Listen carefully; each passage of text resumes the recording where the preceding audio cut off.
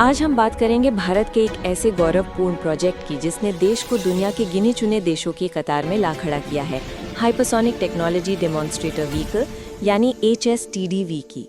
ये DRDO की एक अत्यंत महत्वाकांक्षी परियोजना है।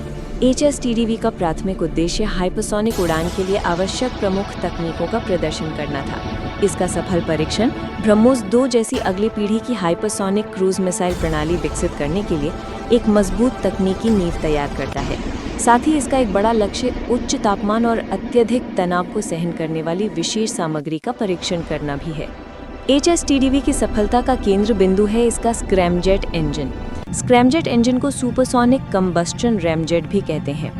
पारंपरिक जेट इंजनों के विपरीत इसे बाहर से ऑक्सीजन लेने के लिए किसी घूमते हुए कंप्रेसर की आवश्यकता नहीं होती। ये अपनी अत्यधिक गति का उपयोग करके वायुमंडल से हवा को जबरदस्ती अंदर खींचता है और उसे संपीड़ित करता है।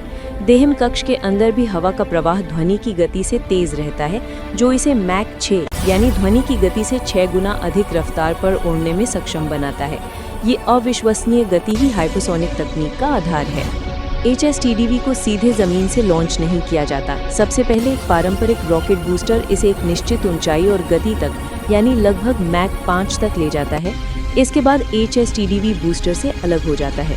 इस बिंदु पर इसका स्क्रैमजेट इंजन प्रज्वलित होता है और ये मैक 6 की गति पर अपनी उड़ान जारी रखता है।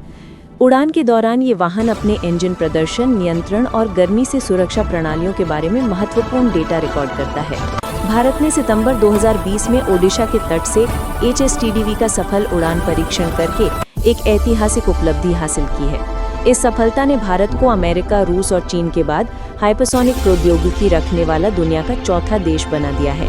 इस तकनीक का उपयोग केवल मिसाइलों तक ही सीमित नहीं है, बल्कि ये भविष्य में पुनः प्रयोज्य उपग्रह प्रक्षेपण यानों यानी RLV को विकसित करने में भी सहायक होगा। ये भारत की रक्षा और अंतरिक्ष क्षमता के लिए एक बड़ा गेम चेंजर है।